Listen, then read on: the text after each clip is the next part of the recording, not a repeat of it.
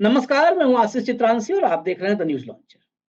हरियाणा में चुनावी सरगर्मी अपने चरम पर पहुंच चुकी है और चुनावी सरगर्मी बढ़ाने में राजनेताओं के साथ साथ सर्वे का जो रोल है ना वो बहुत महत्वपूर्ण है। सर्वे जो मैं ये मीडिया वाले गोदी मीडिया वाले टीवी वाले सर्वे की बात नहीं कर रहा हूं, मैं बात कर रहा हूं सट्टा बाजार वाले सर्वे की। सटोरिए किसको क्या भाव दे रहे हैं और जो भाव अभी इस चुनावी सरगर्मी की शुरुआत में जो भाव आए हैं सामने, वो भाव मोदी का भाव बहुत गिरा रहे हैं और कांग्रेस का भाव बहुत ऊपर ले जा रहा है।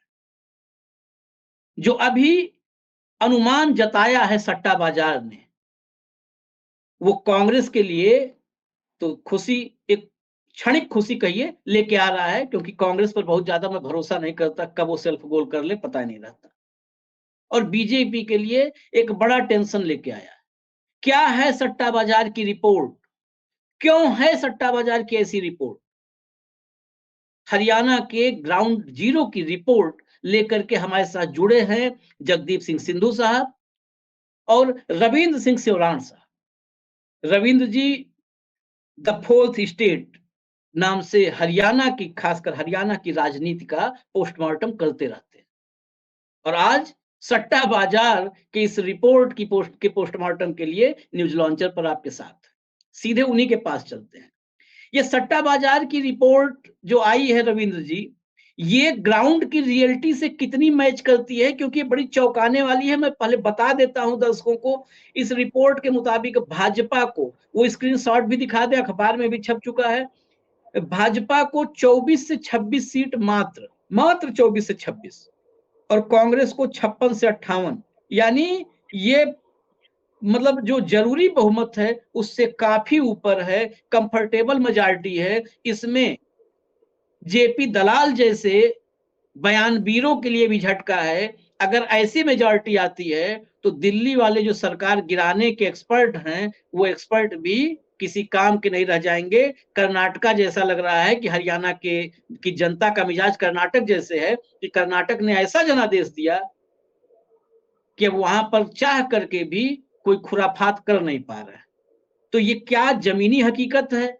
जमीनी हकीकत इससे भी ज्यादा कहीं बुरी तो भाजपा के लिए नहीं है, या ये जमीनी हकीकत से दूर है सट्टा बाजार? जी, नमस्कार आशीष जी, जगदीप भाई आपको भी नमस्कार। बिल्कुल देखिए, सट्टा बाजार आज सवेरे से ये सुर्खियों में है और जैसे खबर छपी है उसके बाद लोग लगातार यही कह रहे हैं कि ये जो ज़मीनी ग्राउंड रियलिटी है, जो आज की तारीख की है, उसके बिल्कुल करीब है। और सबसे अहम बात आशीष जी ये है कि कांग्रेस और बीजेपी दोनों पार्टीज़ ने अपने आंतरिक सर्वेस भी करवाए हैं और दोनों पार्टीज़ के जो आंतरिक सर्वे हैं, ये उससे बिल्कुल मेल खाता हुआ सर्वे है। आमतौर पर ऐसा होता नहीं है। आमतौर पर बीजेपी जब अपना सर्वे कराती है तो कुछ सीट्स ज्यादा देती है या कांग्रेस अपनी सीट्स को ज्यादा देती है, लेकिन ये एग्जैक्टली उनका मेल खाता हुआ सर्वे है। बीजेपी के इंटरनल सर्वे में उनको 22 सीट से लेकर, और उन्होंने अपने आप को मैक्सिमम 30 सीट तक दी, तो वही 22 से 24 सट्टा बाजार दे रहा है। और जो कांग्रेस पार्टी है उनके सर्वे में 58 से लेकर और 62 तक वो लोग सीट दे रहे हैं, तो उससे मिलता जुलता सर्वे यहां पर आया है। तो ये इसका मतलब ये है कि ग्राउंड रियलिटी जो है वो बहुत कमजोर बीजेपी के लिए है और कांग्रेस पार्टी के लिए बेहद मुफीद है। एक और बात यह है कि आज जब हम लोग बात कर रहे हैं तो कांग्रेस की जो चुनाव समिति है उसकी बैठक चल रही है और उसमें से अभी खबर नहीं आई, लेकिन तस्वीरें आई हैं। और तस्वीरें, मुझे लगता है कांग्रेस कार्यकर्ता जो देश भर में फैले हैं, खासतौर पर हरियाणा में, उनको बड़ी खुशी होगी वो तस्वीरें देख के, क्योंकि उसमें हुड्डा और शैलजा आजू बाजू बैठे हैं और एक दूसरे के साथ हंस बोल रहे हैं, बातचीत कर रहे हैं। तो ये तस्वीरें देख के कांग्रेस पार्टी के लोग तो वाकई बड़े खुश होंगे। और बीजेपी के लिए एक और मुसीबत ये खड़ी हो गई है कि जिनके पास जो एक बड़ा मुद्दा था कि वहां पर जो गुटबाजी है वो कहीं गुटबाजी खत्म ना हो जाए, तो गुटबाजी खत्म होती हुई फिलहाल देख रही है। एक और खबर मैं आपको दे दूं, हम लोग फिर जब बात कर रहे हैं, ठीक उसी वक्त इलेक्शन कमीशन ऑफ इंडिया का एक आदेश आया है।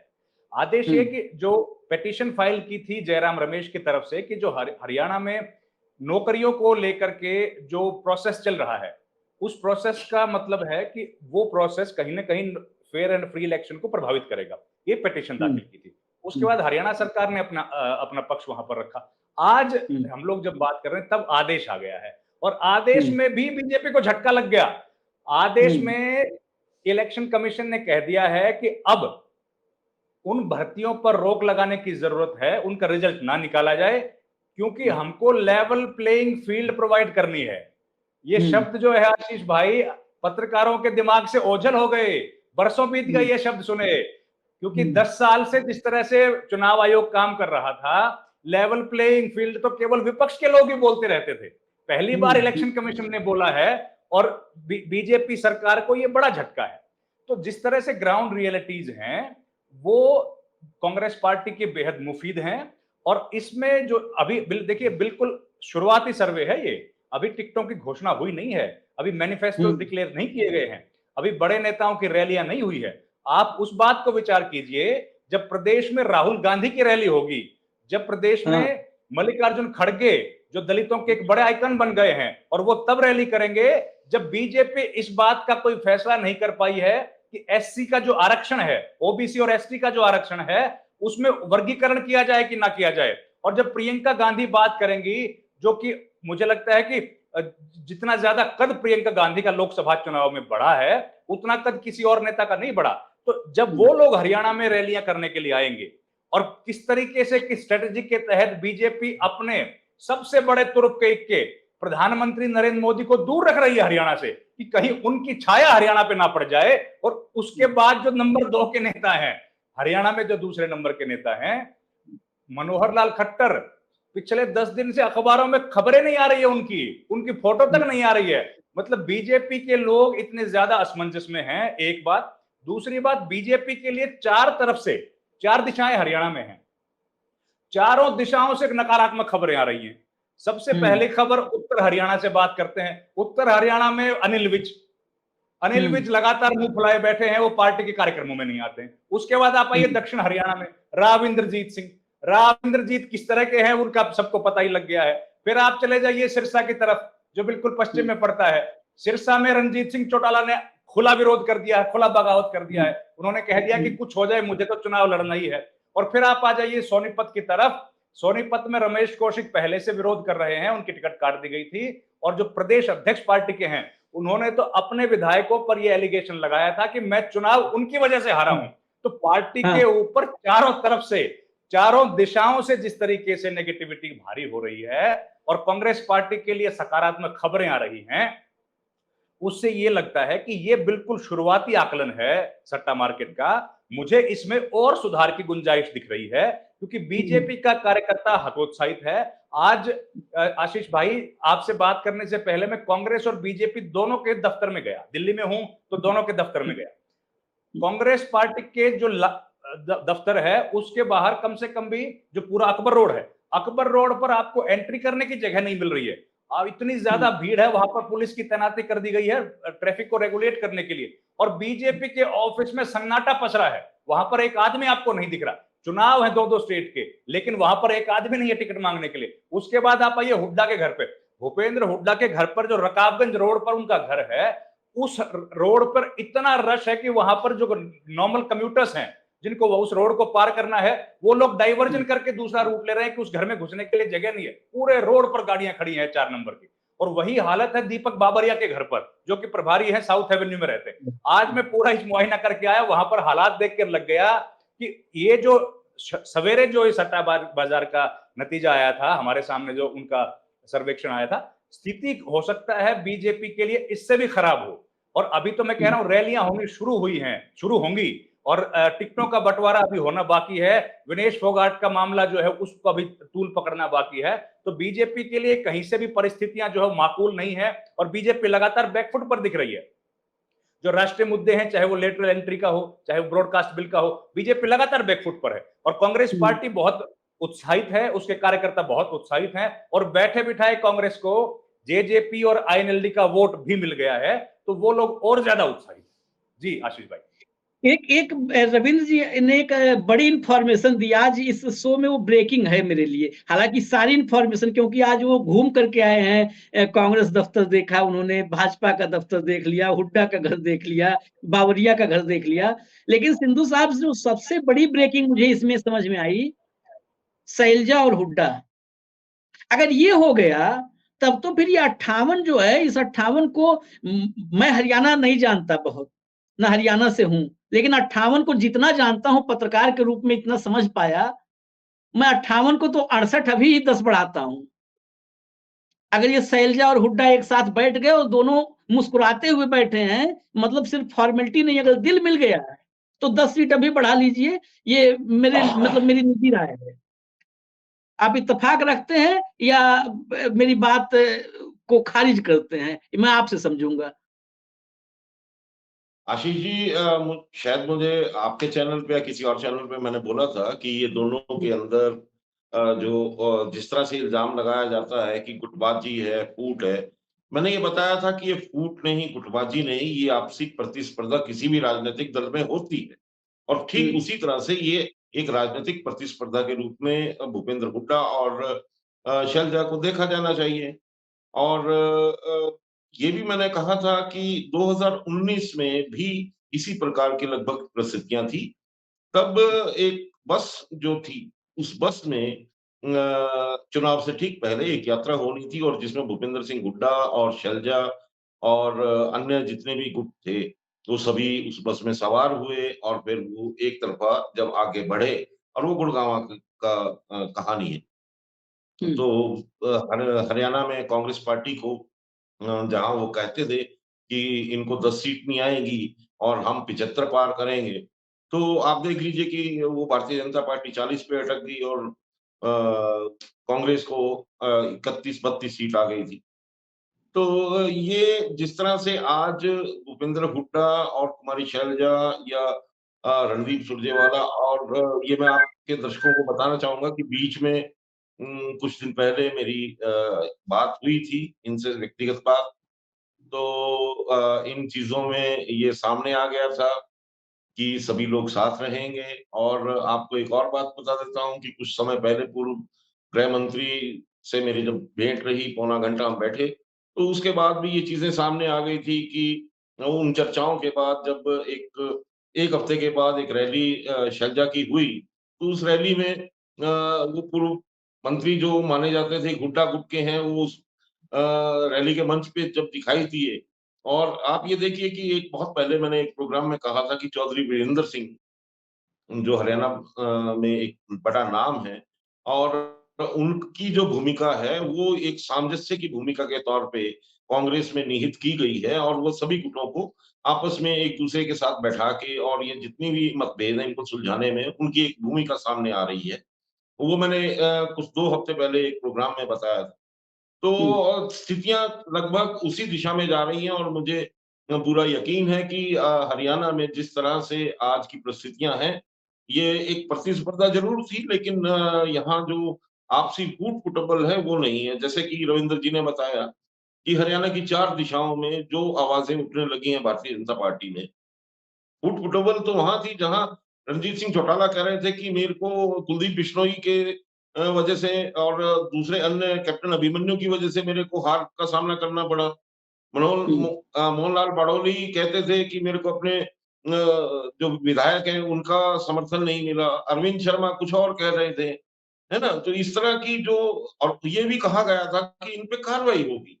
और आप देखिए कि भारतीय जनता पार्टी ने उसपे कोई कार्रवाई की नहीं और जितने भी ये लोग थे, जो भी बोल रहे थे, आज वो जिस पंक्ति में खड़े हैं भारतीय जनता पार्टी में, आज की जो प्रेस कॉन्फ्रेंस है जब किरण चौधरी सामने आई अपना नामांकन करने के बाद, तो नायब सिंह सैनी और किरण चौधरी सामने खड़े थे बिल्कुल कैमरा के और जो प्रदेश अध्यक्ष है वो पीछे खड़े करे गए। ठीक उसी तरह से मैं कह सकता हूँ कि जब एक समय था कि नायब सिंह सैनी जब मुख्यमंत्री बनने के बाद सामने आए, तो एक इसी तरह प्रेस के सामने जब आए, तो उसमें 2-3 ऐसे घटनाक्रम मैंने देखे जिसमें रणजीत सिंह चौटाला पीछे खड़े करे किए गए थे और उसी वक़्त मुझे लगने लगा था कि रणजीत सिंह चौटाला को जो इतने बड़े और वरिष्ठ होने के बाद और भारतीय जनता पार्टी में उस तरह का सम्मान शायद नहीं मिल रहा और वो आज प्रूव होने जा रहा है कि जो घटना उनकी हुई है परसों, उसमें जो उन्होंने बोला है, तो उस तरह से वो फुटबॉल जो है, वो भारतीय जनता पार्टी में कितनी है, अब उसका आकलन किया जाना चाहिए, ना कि कांग्रेस में क्या हो रहा है। कांग्रेस में तो आपस का जो सामंजस्य है वो सामने आज नहीं तो कल आ ही जाएगा और नहीं जो स्थितियाँ बन रही हैं जो स्थितियां बन रही हैं। और मैं ये जानता हूं कि देखिए 2005 के चुनाव में जो स्थितियां थी और जिस प्रकार से उस टाइम हम कवर कर रहे थे और जो देखा था, आज मुझे उससे भी ज्यादा बड़ा एक परिवर्तन की लहर दिखाई देने लगी है हरियाणा में।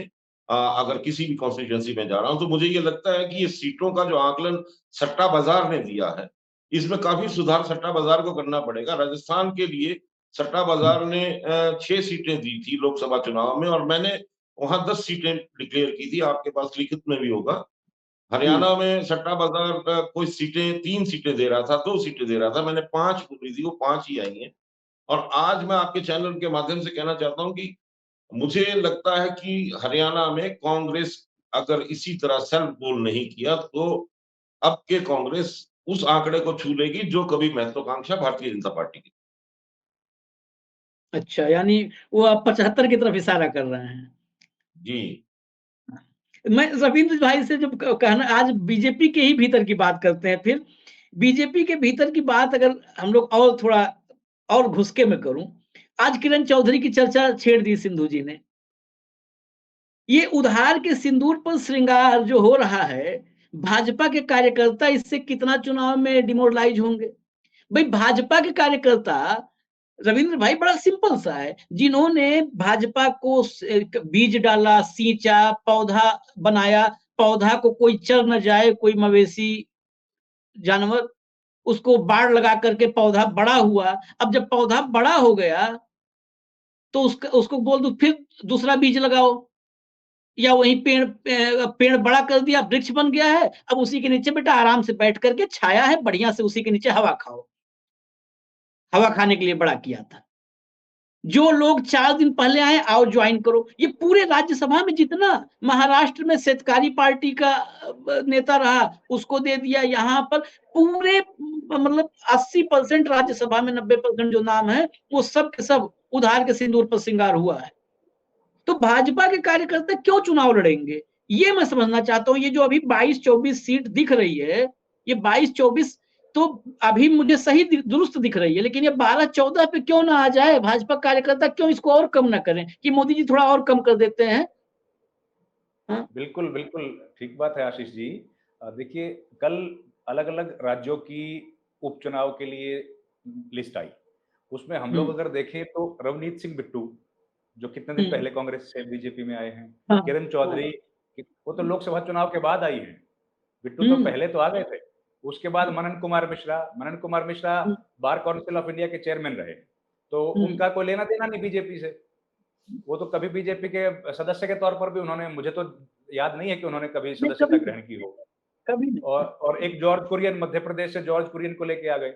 अब ये सारे लोग जो हैं सब बाहर से लेके आए गए लोग हैं, कोई एक व्यक्ति ऐसा नहीं है। और खास बात आशीष भाई ये है कि ये सब सीटें बहुत कम समय के लिए हैं, कोई 1.5 साल के लिए है, कोई 2 साल के लिए है। कम से कम इतना पार्टी को तो सोचना अगर होता कि अपने कार्यकर्ताओं को अकोमोडेट कर लेते, उन कार्यकर्ताओं का हौसला अफजाई करने के लिए जो पिछले बेचारे 50 साल से 40 साल से दरिया बिछा रहे हैं पार्टी की। वो जिस जमाने में दरिया वो खरीदते थे, उस टाइम पे मुझे लगता है 1 रुपए की दरिया आती होगी, जिसका रेट बढ़कर आज 6-7 हजार हो गया। वो तब से दरिया खरीद के बिछा रहे हैं अपने नेताओं के लिए। कभी श्यामा प्रसाद जी के लिए बिछाई, तो कभी उन्होंने उसके बाद वाजपेयी अडवाणी जी के लिए बिछाई, और आज मोदी और अमित शाह के लिए बिछा रहे हैं। लेकिन उनके लिए कुछ नहीं आ रहा है। उनकी जगह वो लगातार नारे लगाते हैं, सड़क पर सबसे लड़ाइयां करते हैं, ऑपोजिशन में होते हैं तो जेल में जाके डंडे खाते हैं। लेकिन जब पार्टी को कुछ देना होता है तो बाहर से इंपोर्ट कर लेते हैं कैंडिडेट्स को।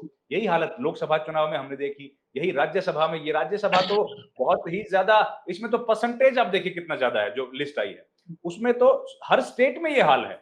अगर हरियाणा को छोड़ दिया जाए, चलिए वहां पर इलेक्शन है तो हो सकता है बीजेपी को लगे कि बड़ी नेता इनको ले लेते हैं, लेकिन राजस्थान में तो चुनाव नहीं है सर, वहां पे तो चुनाव दूर दूर तक नहीं है। मध्य प्रदेश में भी चुनाव नहीं है 6 महीने पे।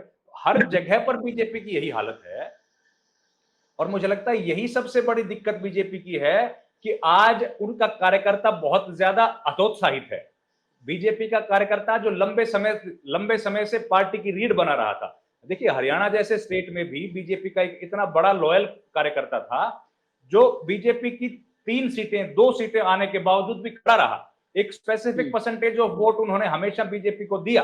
लेकिन आज वो कार्यकर्ता भी कहीं ना कहीं ये सोचने को मजबूर है कि हम लोग अब करें क्या। और जिस तरह की पॉलिटिक्स बीजेपी कर रही है, जिस तरह की राजनीति अमित शाह और नरेंद्र मोदी ने की है, उससे उन लोगों के मन में ये डर भी बैठ गया है कि ये आखिरी चुनाव है जब कार्यकर्ताओं की बीजेपी को जरूरत है।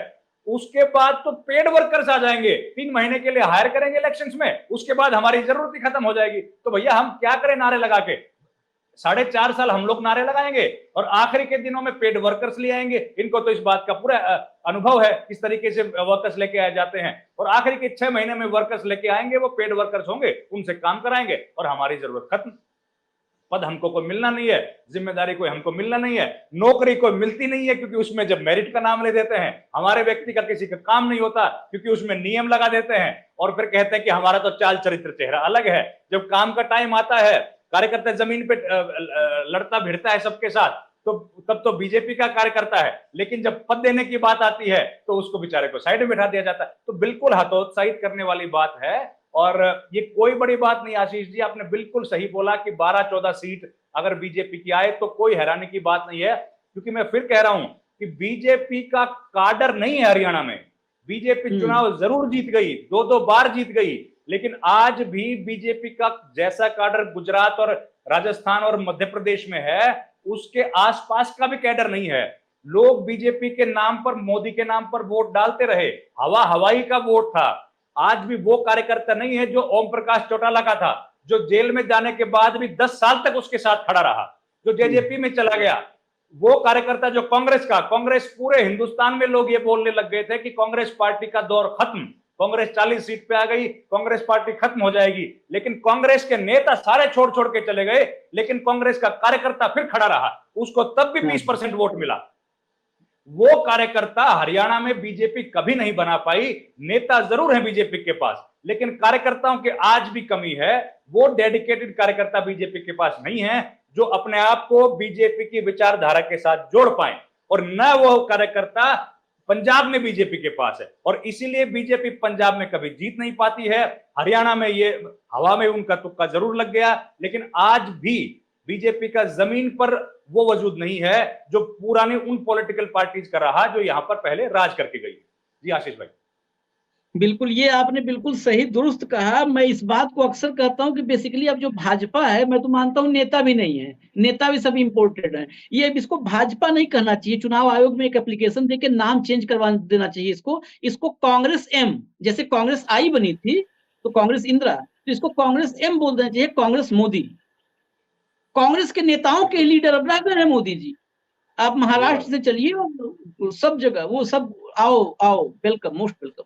तो सिंधु साहब, मेरा एक सवाल था, वो दोनों लोग के पास में आऊंगा। इस बात से मुझे मतलब व्यक्तिगत रूप से थोड़ी निराशा भी है और मैं एक अलग से प्रोग्राम करना चाहता था इस पर, लेकिन चर्चा जब हरियाणा की हो रही है तो इस समय चर्चा तो छेड़ ही देता हूँ।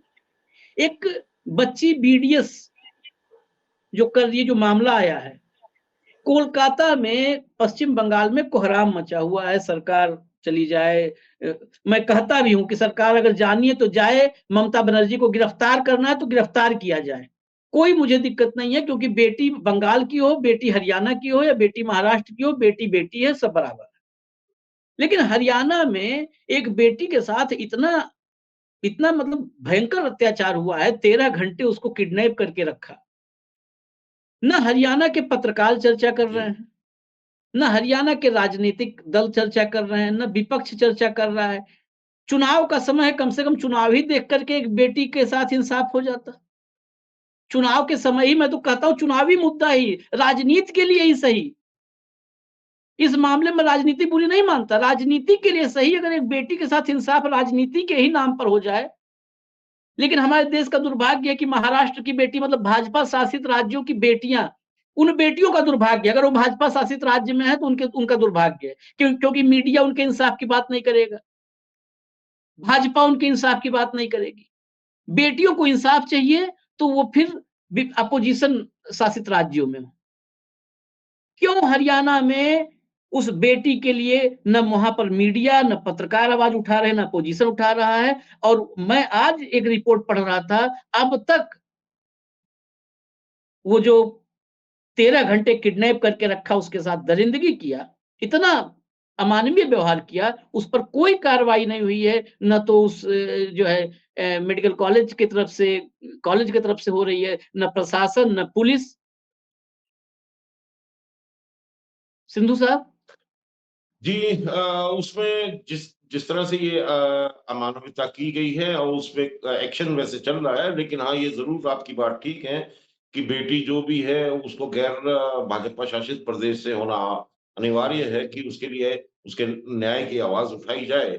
और जिस तरह से ये घटनाक्रम हुआ है, ये वाक़ई निंदनीय और पीजीआई रोहतक में अगर इस तरह से वारदात होती है, तो आप समझ लीजिए कि क्या स्थितियाँ लॉ एंड ऑर्डर की या किस प्रकार का प्रदेश का माहौल है।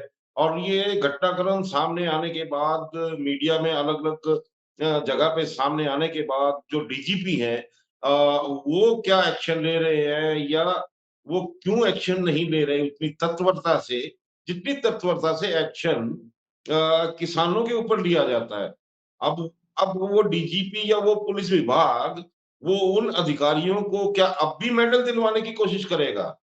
तो ये इस प्रदेश की स्थिति है पिछले 10 सालों में जो जो पुलिस प्रशासन है, ये उसकी ज़िम्मेदारी प्राथमिक ज़िम्मेदारी थी जिसके ऊपर उसको एक एक्शन लेना था। लेकिन और उसके अलावा जो वाइस चांसलर हैं, अगर उनके संज्ञान में ये मामला आया था, तो उन्होंने एक्शन क्यों नहीं लिया? तो ये बहुत सी चीज़ें ऐसी एकदम सारी साथ जुड़ी हुई हैं। अब जब कुछ मीडिया संस्थानों में जब ये खबर आउट हुई, उसके बाद से जिस तरह की कार्रवाई की जा रही है, अब मुझे लगता है कि 1-2 दिन के अंदर-अंदर आप देखिएगा कि एक बहुत बड़ा कार्रवाई इस संदर्भ में होने वाली है क्योंकि ये घटना के पीछे बहुत से जो राजनीतिक दल हैं या बहुत से जो राजनेता हैं, उनके संज्ञान में आई है और वो उसके ऊपर निश्चित तौर पे कल से कुछ ना कुछ बड़ा कार्यक्रम या बड़ी बात होने वाली है। एक बात। लेकिन फिर दूसरी बात ये है कि बोलिए, बोलिए, बोलिए तब आप। हाँ। हरियाणा में जो ये घटना और इस घटना में जिस प्रकार की कार्रवाई हुई है, वो हरियाणा के गुड गवर्नेंस मॉडल की अपने आप से एक उसका व्याख्यान करता है। जिस गुड गवर्नेंस मॉडल के लिए हरियाणा में बार-बार पिछले 10 साल से प्रचार किया जा रहा था। तो आशीष जी सबसे बड़ी बात है कि प्रचारों से गुड गवर्नेंस नहीं होती, गुड गवर्नेंस एक्शन से होती है। और अगर एक्शन की बात करें तो हरियाणा में पहले में जिस तरह से एक्शन हुए हैं या होते रहे हैं गवर्नेंस के, वो पिछले 10 साल में जिस तरह से नदारद रहे, उसी की वजह है कि आज हरियाणा में लोगों में इतना ज़्यादा आक्रोश है और इस प्रकार का परिवर्तन का वो मन बनाए हुए हैं, जिसमें हम अभी चर्चा करके आए। नहीं, मैं तो खैर मैं ना इसमें गुड मानता ना गवर्नेंस, दोनों नहीं है, दोनों गायब है। रविंद्र भाई मैं इसी में फाइनल टिप्पणी, मैं अभी भी सिंधु साहब ने कहा कि कुछ कार्रवाई हो सकता हो, लेकिन उस कार्रवाई की इंटेंसिटी की बात करनी होगी। इंटेंसिटी, जीरो इंटेंसिटी है। आप देखिए एक तरफ एक प्रदेश में कोहराम मचा हुआ है और मचना चाहिए। कोई कई बार लोग कहते हैं, हम लोग को कह देते हैं अरे जी चाइनीज एजेंट होंगे सब, ये बीजेपी की जहां पर सरकार नहीं है वहां पे नहीं सवाल करते। मैं कहता हूं ममता बनर्जी को, अगर ममता बनर्जी पे एफआईआर करना तो करो भाई। और मैं उसको भी इसी मंच पर सही कहूंगा कि हाँ ठीक हुआ ममता बनर्जी पे एफआईआर हुआ। इस देश की बेटियों के आबरू के साथ किसी राजनीतिक दल के लिए हम नहीं समझौता कर सकते। हम किसी के पेड वर्कर नहीं है, किसी के पेरोल पे नहीं काम करते, न पत्रकारिता करते। लेकिन हरियाणा में इसकी इंटेंसिटी इतनी डाउन है, इतनी लो इंटेंसिटी है इस खबर की। कहीं भी इस खबर पर अब तक आप बताओ, उस बेटी पे मैंने अभी पढ़ा कि अब तक वो बाहर घूम रहा है, उस पे कोई मतलब गिरफ्तारी तक नहीं हुई है। नहीं हुई अभी। और आज हम गवर्नेंस शब्द जुबान से लें तो हम भी पाप करेंगे। क्यों आखिर हरियाणा में क्यों? हरियाणा में क्या बीजेपी, हरियाणा में तो और भी इसकी इंटेंसिटी होनी चाहिए थी। मुझे यहाँ पर बीजेपी के उस असली चरित्र का एक्सटेंशन दिखा है, जो जंतर मंतर पर विनेश को जब जूते उसके सर पे रखे जा रहे थे, उसका एक्सटेंशन दिखा है कि ये महिलाओं की आबरू पर, महिलाओं के सर पर जूता रखने वाले लोग। बिल्कुल, देखिए आशीष भाई, हरियाणा जो है ना, वो जगदीप भाई को पता है, इस जो ग्रामीण इलाका हरियाणा का है, वो महिलाओं के प्रति कितना सेंसिटिव है कि लड़की जो हमारे घर किसी भी जाति की हो, किसी भी पंथ संप्रदाय की हो, अगर वो हमारे गांव की लड़की है तो वो किसी एक घर की बेटी नहीं है, उसको पूरा गांव अपनी बेटी की तरह ट्रीट करता है। और अगर अगर मेरे गांव की बेटी यहाँ से 200 किलोमीटर दूर अगर उसकी शादी हुई है और मैं किसी काम से अगर उस गांव, मैं उसको जानता भी नहीं हूं, अगर मैं उस काम से किसी काम से उस गांव में चला गया तो मैं उस बच्ची से मिलकर उसका ब्लेसिंग्स लेके आऊंगा। इस तरह की कल्चर है। अगर किसी एक बच्ची के साथ हरियाणा में कोई प्रॉब्लम होती है, अगर उसकी शादी में दिक्कत आती है, तो पूरा गांव उसके साथ इकट्ठा होता रहा है सर हमारे यहाँ। ये उस तरह का सेंसिटिविटी महिलाओं के प्रति इस इलाके में है। वही तो मैं कह रहा हूं कि हरियाणा का जो मूलभूत संरचना है, जो सामाजिक जो फैब्रिक है, जो उसके साथ बीजेपी का चरित्र मेल नहीं खा रहा है। बीजेपी जिस तरह की पॉलिटिकल पार्टी है, वो हरियाणा की मूलभूत जिस तरह की संरचना यहां पर सोसाइटी के है, सोशल फैब्रिक के साथ मेल ही नहीं खा पा रहा। और यही तो दिक्कत है। यही दिक्कत है कि जब गांव की पंचायतें इकट्ठा होकर आती थी, तो मुख्यमंत्री भरी कैबिनेट की बैठक को छोड़कर उनसे मिलने के लिए आते थे, क्योंकि उनको इस बात का एहसास था कि हरियाणा में गांव जो होता है ना, गांव को ही राम बोलते हैं कि भैया इससे बड़ा कुछ नहीं है, यही राम है। क्योंकि सामाजिक संरचना इस तरह की है कि भाईचारा जो शब्द है ना सर, हरियाणा में भाईचारा चलता है। और भाईचारा का मतलब है कि गांव जो है उसको इतना बड़ा सम्मान दिया गया है हरियाणा की सोसाइटी में कि वो भगवान के जितना बड़ा है। उसके मुंह से जो बात निकल गई, उस बात की वजन ऐसी है कि अगर गांव के सामने एक बात, अगर किसी ने कोई वादा कर दिया तो मुकर नहीं सकते आप उस बात से, चाहे आपको कितना ही नुकसान उठाना पड़े। उस तरह का हरियाणा का संरचना है। और जब बीजेपी की सरकार आती है तो बीजेपी की सरकार पूरा जोर लगा देती है अपने उस मंत्री को बचाने के लिए, जिसके ऊपर एक बच्ची के साथ यौन अत्याचार करने का मामला है, जो एक कोच के साथ, संदीप सिंह अंतरराष्ट्रीय खिलाड़ी हैं, लेकिन उनके ऊपर इतने भद्दे एलिगेशंस लगे, उसके बावजूद उनके खिलाफ मुख्यमंत्री, उस वक्त के जो मुख्यमंत्री थे, जिन्होंने पार्टी का बंटा धार करने का पूरा ठेका ले लिया है, उन्होंने ये कहा कि कुछ भी हो जाए मैं संदीप सिंह से इस्तीफा नहीं लूंगा। सर ये बताइए, ऐसी स्थितियां, एक तरफ तो इतनी सेंसिटिविटी उस सोसाइटी के भीतर है और मुख्यमंत्री इतनी असंवेदनशील बात करेंगे, तो बीजेपी के साथ कैसे ब्लेंडिंग करेगा, कैसे जेलिन करेगी वहां की सोसाइटी। तो ये एक सबसे बड़ा कारण है कि जो इनसेंसिटिविटी बुजुर्गों को लेकर, महिलाओं को लेकर, उनके ऊपर हुए अत्याचारों को लेकर, विनेश फोगाट की कहानी तो पूरे देश ने देखी है सर, पूरे हिंदुस्तान के विश्व में वो खबरें छपी हैं कि कैसे ओलंपिक के जो गोल्ड मेडलिस्ट थे उनके साथ किस तरह का अत्याचार किया गया है, इतने बड़े बड़े मेडल जीत के लेके आए। तो वो तो सबके सामने आ गई, लेकिन हजारों ऐसी घटनाएं हैं जो लोगों के जबान पर है लेकिन सामने कभी नहीं आई, मीडिया में कभी नहीं आई, क्योंकि सरकार का जो आयरन हैंड से जिस तरीके से डील करती रही थी, वो ही तो सबसे बड़ा मुद्दा है कि लोग इतने ज्यादा नाराज हैं। और गवर्नेंस की बात आपने बिल्कुल सही कही। इस चुनाव में आशीष भाई, हरियाणा में बाकी सब मुद्दे नंबर 2 पर हैं। पहला मुद्दा आज लोगों की जबान पर जो है वो गवर्नेंस का ही है। ये सरकार गवर्न ही नहीं कर पाई, इसको गवर्नेंस का तरीका ही नहीं आता है हरियाणा के साथ डील करने का, क्योंकि जिस तरह का कल्चर हरियाणा का है उसके, देखिए पुराने जो मुख्यमंत्री थे, वो मुख्यमंत्री सड़क पर कहीं भी गाड़ी रोककर हुक्का पीने बैठ जाते थे सर। अब वो कोई वोट बनाने के लिए हुक्का थोड़ी पीते थे, लेकिन वहां से वो समस्याएं लेकर आते थे। आप देखिए कर्पूरी ठाकुर का किस तरह का कैरेक्टर था, आप देखिए मुलायम सिंह यादव से लेकर और चंद्रशेखर तक किस तरह के लोग थे, हमेशा जमीन के साथ जुड़े रहे लोग, हमेशा लोगों के साथ बातचीत करते रहे और तभी वो लोग सरकार चलाने में कामयाब रहे, तभी भी वो लगातार चुनाव जीतते रहे।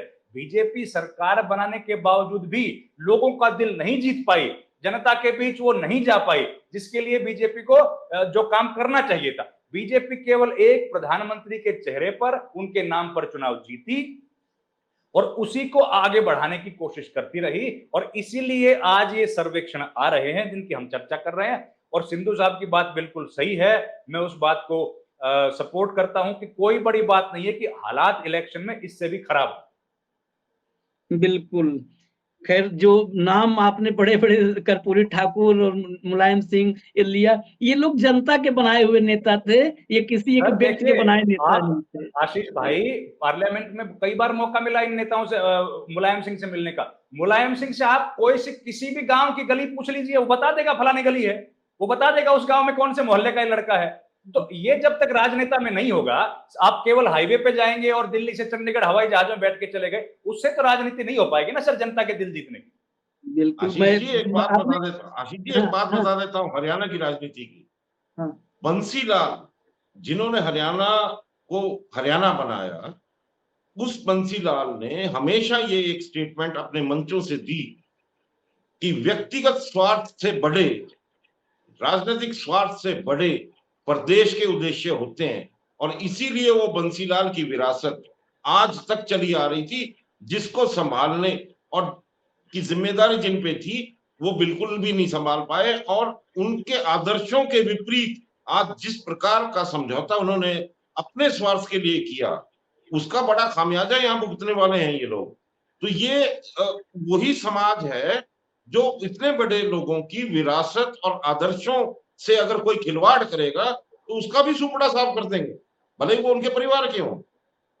बिल्कुल, ये वो हरियाणा की एक संरचना है। ये बड़ा महत्वपूर्ण आपने कहा, और ये मुझे जब ये आपने कहा तो फिर ताऊ देवीलाल और बंसीलाल दोनों का चेहरा आंख के सामने आ गया कि सोचिए वो भी, उनकी आत्मा भी आज सोचती होगी कि उनके जो वारिस हैं वो क्या कर रहे हैं। हरियाणा की संरचना, सामाजिक ढांचे के साथ वो भी खिलवाड़ में शामिल हैं, वो भी उस गुनाह में शरीक हैं जो कर रही भले भाजपा है, लेकिन शरीक उसमें वो भी हैं।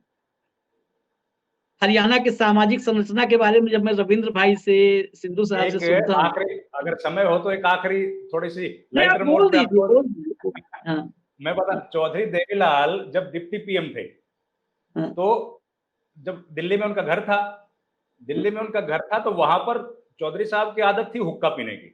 हम लोग हुक्के को प्रमोट नहीं कर रहे हैं किसी भी तरीके से, अगर ये धूम्रपान है और सेहत के लिए हानिकारक है, तो किसी को पीना नहीं चाहिए, लेकिन उनकी आदत थी, बुजुर्ग थे।